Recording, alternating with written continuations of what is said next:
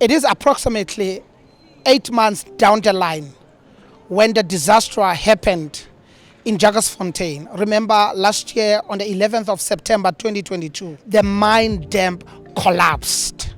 The only thing that I heard was the sound coming from the mountain where the water was coming down in the mud.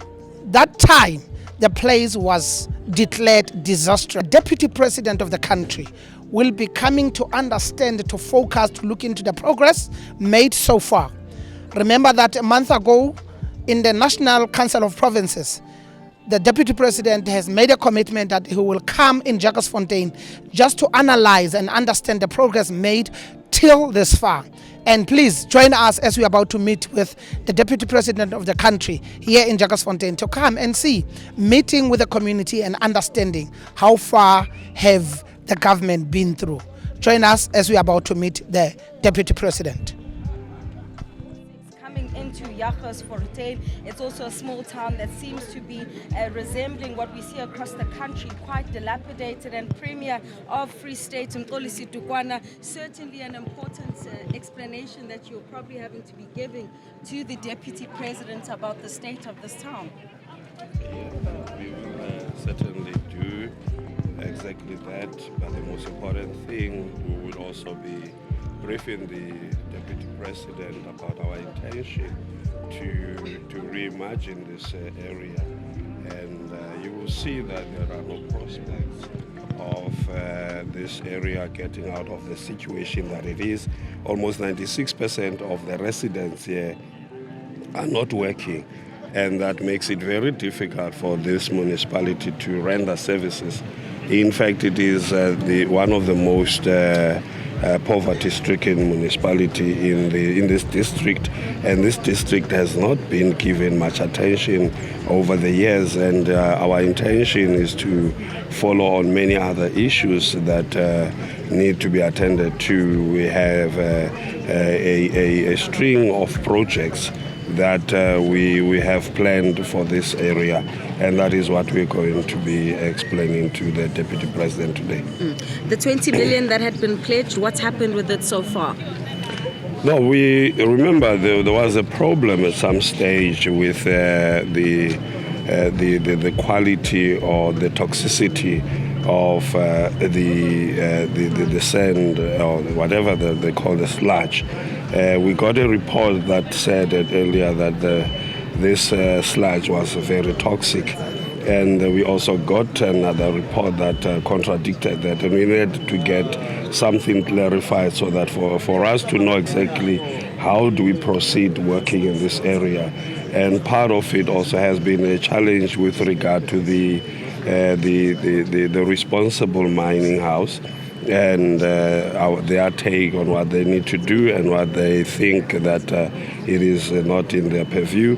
But also there was an intention by some of the community members to have a class case, and then they have been very reluctant in taking part in some of the issues that we needed to do. We have people who tell you that we have 3 show houses that we would want them to make a decision on so that we can proceed going ahead with building. But also there are questions. You can build the houses in the area, rebuild those houses, but most of these people are not working. You build the houses, they stay there, and there is nothing. So the most important thing is finding a solution to this and create a better option for us. This is a hub that we want to develop, your hemp hub, and this is what we are working to. We're going to be in the same city. We're going to be working with the South Koreans in putting up a plant, a 600 megawatts plant that will create almost about 30,000 jobs. So these are some of the things that we are working on to make sure that we repurpose and reimagine this area other than the way it is planned. As you will see that there's no life here, we need to bring some life into the area. Absolutely. Mxolisi Dugwana is the Free State Premier.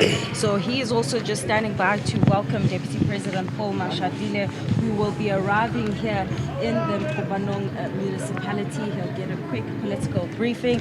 He'll also later be meeting with the residents of this town to get a sense of how they feel, and also visiting a water treatment plant, which is one of the issues faced here. Water being one of those resources that is, is quite scarce, as we've been seeing across the country in most municipalities. So an admission and a concession there by the Free State Premier that the state of this town is just simply not it. Okay. It's still in the morning. We are here and meet with Mr. Billy Bilankulu, who happens to be representing the mine. So we want to take it from him that what is he in the mine and all those things. Good morning, sir. How are you? I'm well, thanks. How are you? I'm good, sir. Good. Please tell us, our viewers who are very much interested into your role in the mining. What are you here? What are you? What is your role? Look, I am a shareholder, one of the shareholders of the mine, of the new company that has acquired shares into JDP. We are identified as Jagersfontein Development. We bought our interest sometime last year in April and concluded the deal in July 2022. Okay. So, like when you talk about issue of percentages, you have the mine which was owned as 100%. Which how many percentage do you guys maybe own? No, we own 51% of the mine. Part of the shareholders will include your community, who also have shares there, and other shareholders. So I represent the 51% of the shareholding, but I've also been mandated to speak on behalf of all the shareholders. Okay. So you guys bought the shares before the incident of September 11. And then how was it from you guys and the community? Look, we've inherited problems. We've inherited good things, and there was not much that has happened between ourselves and the community. Like I'm saying, we took responsibility of the mine in July. So at the point we were supposed to introduce ourselves to the community and start having stakeholder relations and engagement with them, this incident happened. So we've not had an opportunity to really deal with the issues that we're supposed to. We're still in the early stages of introducing ourselves to the mayor and other people that are stakeholders and role players in the community. So that opportunity has not happened. But I think after the incident, it has also created an opportunity for us to engage intensively on other issues that the previous owners or the previous shareholders had with the community. So all of those things, we're looking at them and saying there were problems, but there's a vision that we have for the community of Jagersfontein and Harib in general. And we have engaged government, we've engaged all different stakeholders of government to forge relations so that we can build a vision, we can also share the vision that we have for this community. Okay. Last year after the incident, you guys met with the provincial government and committed that the mine will be donating about 20 million rand. Take us through. There was no commitment of the donation of the 20 million. We had set aside 20 million immediately for the responsibilities that would arise due to the incident. This was including the finding accommodation for the family members, also taking care responsibility of the medical expenses. Obviously, there's been directives that were issued for us to be able to clean up all of these things. So we had set out that 20 million specifically for that. Then there was also monies that we had to commit for the rebuilding of the houses, the settlement of members of the community in terms of their losses. So those are two different issues. So it was not money that we've put in and said it must be used. We're saying these are the money that is available, as in when the need arises, we'll cater for those expenses, which we've been doing. We've been spending over 400,000 each month to pay for the temporary accommodation for the people, and we still continue to do so. Okay. Now, the research says the mud and everything that happened over there, it's toxic, and hence the development was so slow. But to our surprise is that there's a house that was built that site, which had people complaining about how small the houses looks and all those things. What can you say about it? No, the research that you're referring to is incorrect. The correct research, you must go and find it and read the correct report. There's been a report that was done by Distia in the province. There's a report that was done by the environmental department in the national department. There's also a report that was also done by the University of Free State. All of those reports, and in summary, suggested that there's no toxicity that can affect human life or animal consumption. So basically, everything that you see that you see on the sludge it's mere mud. Is a colorful mud, so there's no toxicity or anything like that. So the issue of the delays and the building of the houses, there was a show house that was done, which initially I think government wanted to speedify the process of restoring the lives of the people by bringing alternative technology, building technology, which in terms of government regulations, they are not able to build anything beyond 42 square meters. And the show houses was done by government, not us. Ours, what we are doing, we are replacing that which each member has lost. So if a member had 42 square meter house, we are going to replace that with a 42 square meter house. So will that be with any other? 270 will be replaced with 270. And we have appointed an engineer that has done an assessment, structural assessment of all of those processes, including the sizes of the houses, the content that was in there, and all of that, which we are continuously engaging with the community in line with those losses that they've faced. Mr. Bilankulu, the Premier of the province this morning on the national TV said the reason why the development was so slow, it's because the research came out and said the place, the mud, it's toxic. And you are standing here with me saying that research is wrong. That was said by the Premier of the province. Which one? Which is which here? I think me and you should speak about the research that you have read. So I have read a research, a report that says there's no toxicity. In that, we've just had a meeting with the Premier and the DP. And that same research report we've spoken about, there's not even a single research that has come to our attention that speak of the toxicity of the sludge. Okay. No, we thank you for your time, and then it is now up to us as Central TV to go out there and get the real one and be able to report back to the people of the of Jagersfontein. Thank you. Thank you for your time and everything, and then hope to be in touch with you moving forward with other process. Thank you very much. Thank you. You heard it. That was Mr. Bilankulu telling us or no. Actually, they're owning 51% of the mine, and then they're coming in here to make sure that whoever that lost anything that they've lost, they're replacing exactly that. So let's see. Let's go with the DP and understand, Ogoti, what is all about. How are you, sir? Thank you very much. I'm Murat and yourself. Can you please introduce yourself in your role? My role is Executive Manager Operations and Maintenance, and my name is Maruping Rapudungwan is the surname, and I'll be taking through the Premier, the President, and also the MECs through the water treatment works of Jagersfontein, as we are here in Jagersfontein to look at the issues of Kopanong and what impacted the situation back in September when the disaster happened in the mine. So where we are, it's a Jagersfontein water treatment works.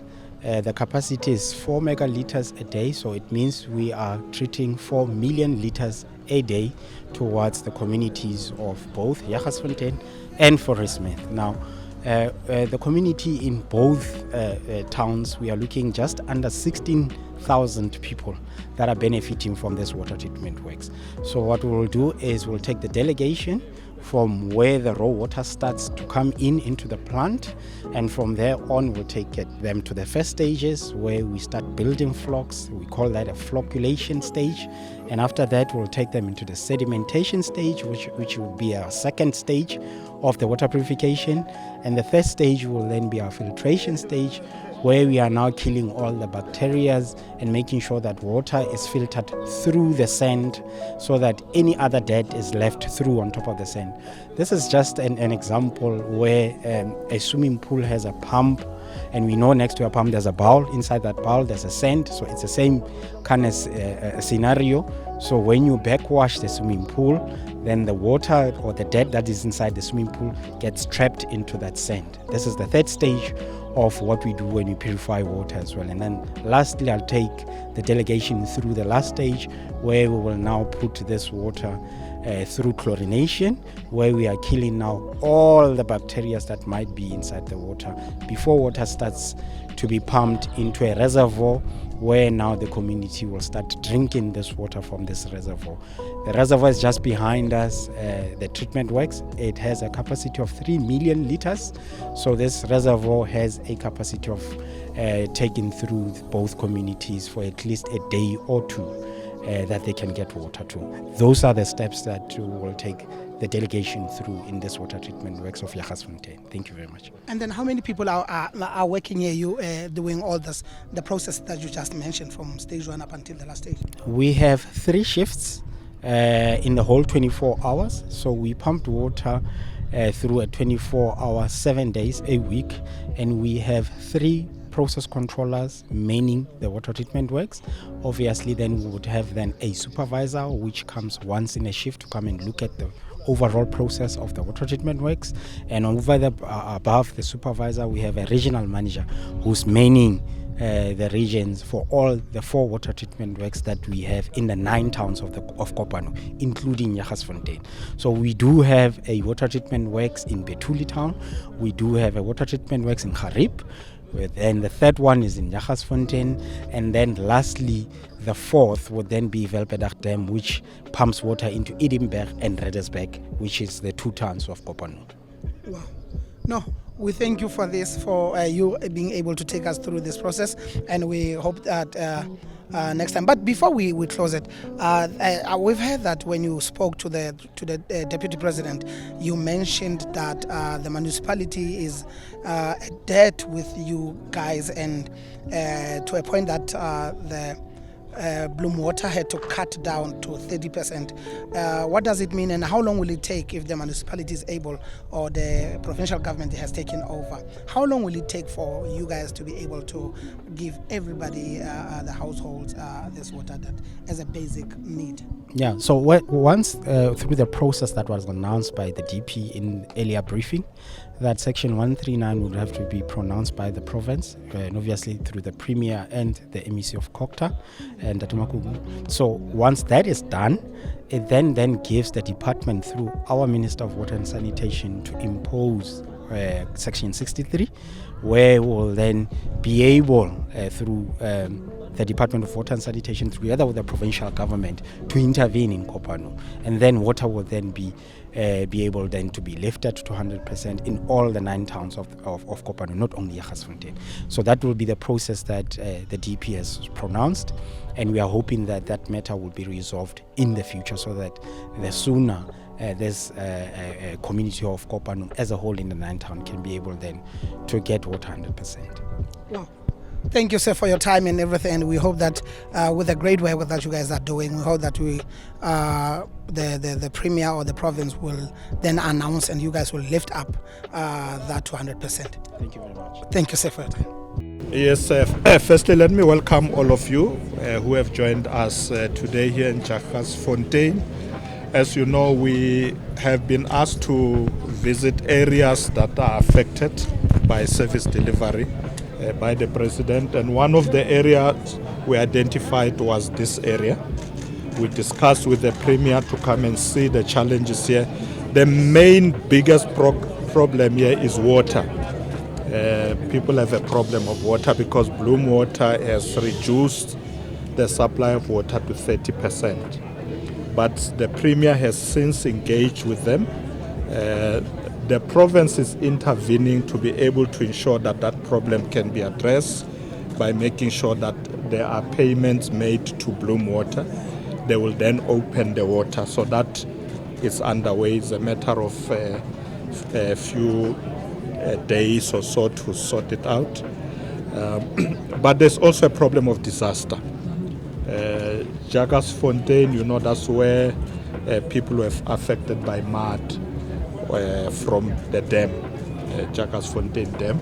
So this area where we are, this is a show house.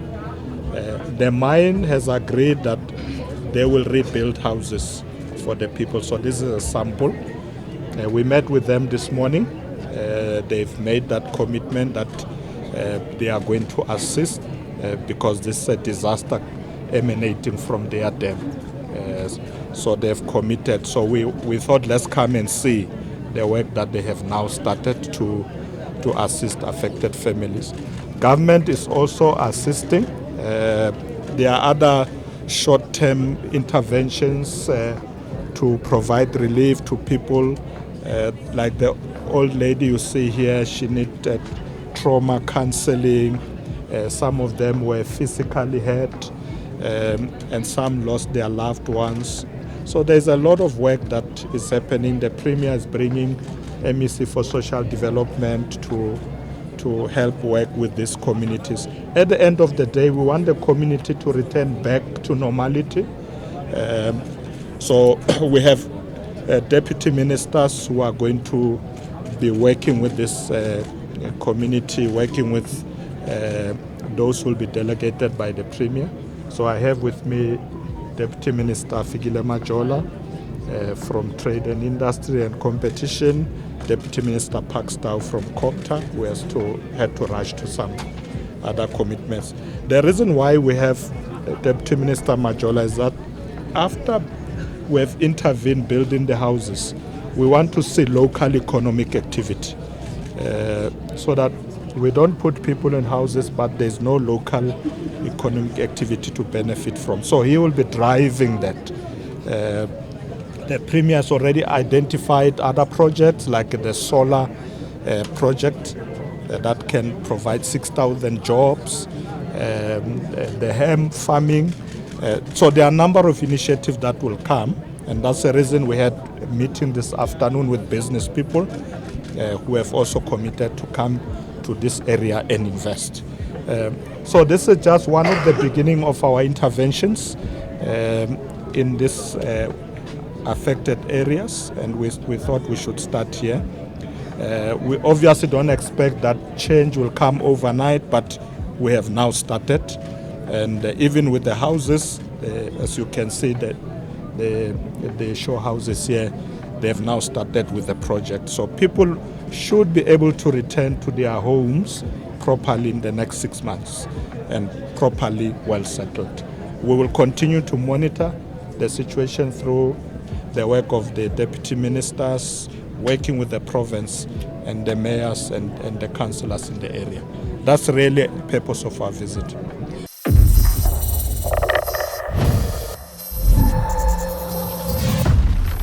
Central TV.